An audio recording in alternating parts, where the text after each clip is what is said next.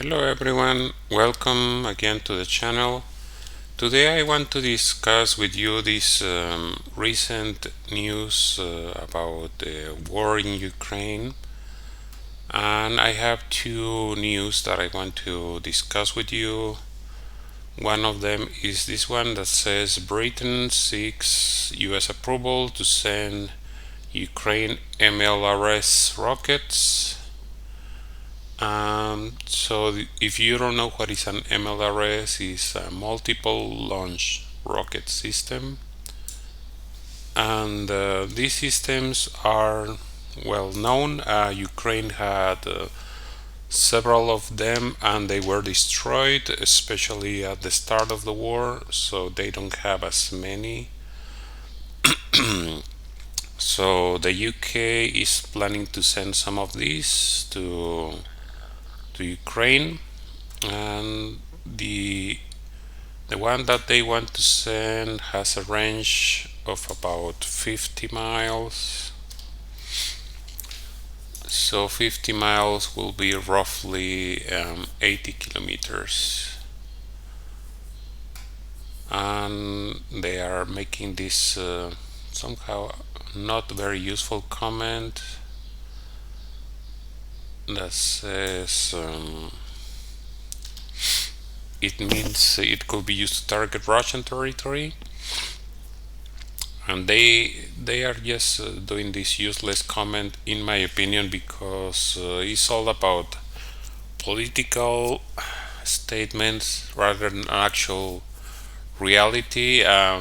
Even a sniper who can be just fire maximum of 1 kilometer can still strike inside Russian territory if it is close to the border. So it doesn't matter if it is 1 kilometer or 80, they still can be used against Russian territory. So it doesn't really matter the range, in my opinion. And they are putting this in the context of the fact that the United States is also sending the HIMARS, which is this one, high mobility artillery rocket systems, known as HIMARS. And this is part of this package that the United States is sending, which is a 700 million weapons package. And they are saying, let me find this information here. They have the details of what this 700 million package includes. So they are going to send the high mobility artillery rocket systems and ammunition. They are going to send artillery radars. So if you don't know how this system works, these systems need a way to find the targets. So that's why they are sending these radars. The artillery radars work in a way that will detect incoming artillery and will be able to pinpoint where the artillery came from, so they can target back this system that were doing the artillery shots. And they are going to send some javelins and command launch units, 6,000 anti-armor weapons, we don't know what those are, and 15,000 artillery rounds. Recently I want to mention this. I found information from a source that says that in the Donbass, just in a single location, I think it was when they were fighting around Liman. This came from a British reporter. He said he somehow counted 1,500 artillery rounds in a single day. So the United States sending 15,000, if you do the math, that means that this will last no longer than 10 days. 10 days of ammunition is really not very significant. They're going to send 4 Mi-17 helicopters, 15 tactical vehicles, spare parts, equipment. So that's kind of the gist of it, the gist of what they are going to send. And the reason why all this is not effective is because it's being sent in chunks, because weapons are expensive and all this. But the main thing is, like I mentioned in previous videos, the back of the Ukrainian army is broken, and this is not just about numbers, because they can maybe commit people, recruit people, and make an army of 1 million, 2 millions. Ukraine is a very populous country. They can recruit as many men as they want. They can make 5 million army, Ukrainian army. But the issue is training. It's not just bodies. Sending and train people to the battlefield is a recipe for disaster. These people will get killed without having a chance to fight. It's not just about technology. It doesn't matter how many of the systems they send if there is not enough people able and capable of using these systems. So this is an article from The Guardian that says HIMARS, what are the advanced rockets the US is sending? And these are photos of this system. And the HIMARS unit carry one preloaded pod of 6 guided missiles, or one large pod loaded with an Army tactical missile. And they say the US will not supply Ukraine with the ATACMS, which has a range of 300 kilometers. This is just political posturing. What I want to say is, let's take a look at this. This is from Lockheed Martin. Lockheed Martin is the one this is the company that produces these vehicles, the HIMARS. This is just one of them.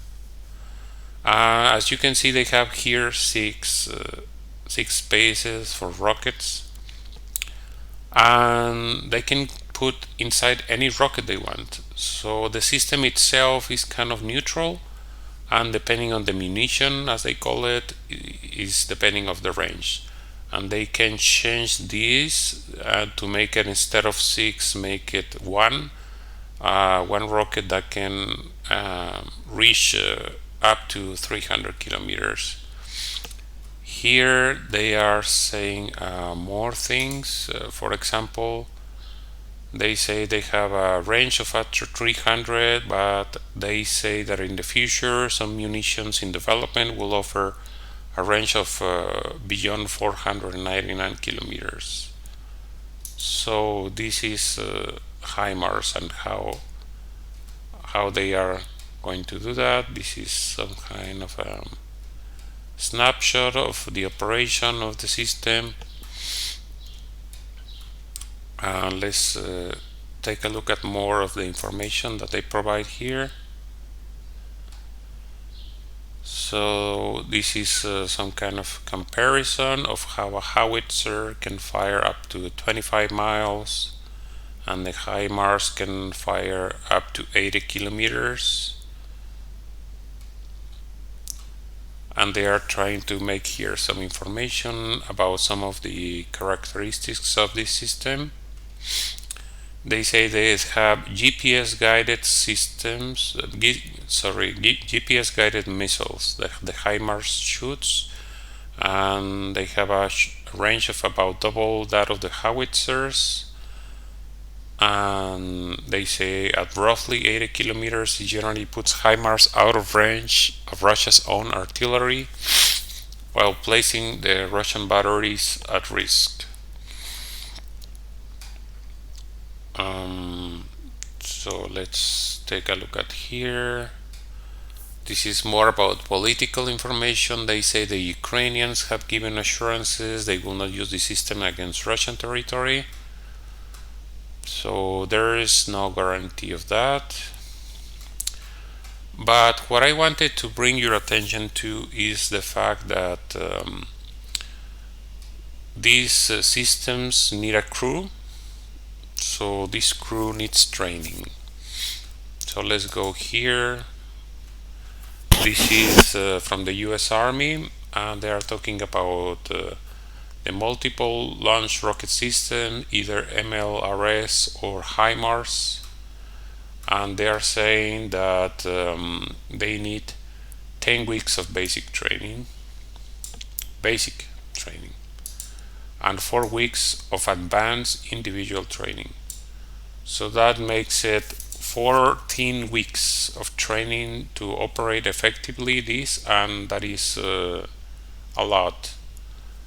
14 weeks means that the entire entire east of Ukraine will be already lost. We haven't even had the opportunity to be trained, and the war is already lost in the east. So the Western governments are counting on the fact that the war will continue, because this will really require a lot of time. 14 weeks. Not only that, you cannot just train anyone. They need this 95 ASVAB score, and what this score means is that the operator who is going to be using the system needs to have good arithmetic reasoning, good word knowledge, paragraph comprehension, mathematics, general science, electronics, different kinds of things, and it's a very high score. So what I'm trying to say is that you cannot probably find enough qualified people to be trained. And if one of the units is destroyed together with these operators, then you have the challenge that you need to train people again to use the system, or the system becomes unusable if one of them is sick or dead. That's very unfortunate. Those are the facts of war. People die in the war. So this is the main thing why these systems are not effective, and they don't operate in isolation. So it's very, very complex systems. It's not just something simple that they can just deploy and start working with it without any previous training. And let's take a look at more of the information here to put this into more detailed context. The United States will send this M142 high mobility artillery rocket system that we already mentioned. This is a photo of the system in operation, or at least a similar system. I don't think that's the HIMARS. That's a Ukrainian multiple rocket system, also known as GRAT.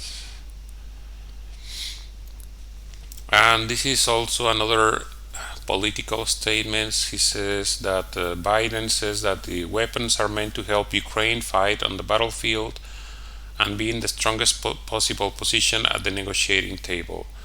To be in a strong position in the negotiating table using weapons means that the other side is afraid of you, and they would rather negotiate, settle for peace, because they are afraid of being destroyed by your weapons. And to reach that point right now is almost impossible.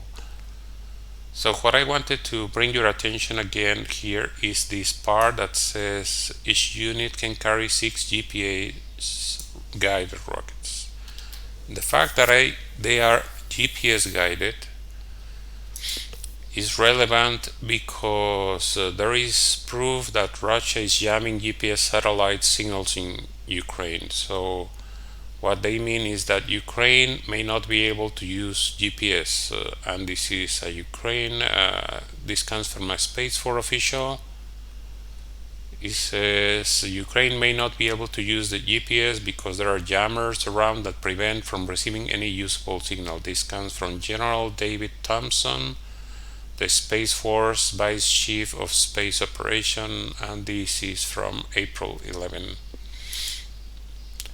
So even if they send the system, they cannot just fire without guidance.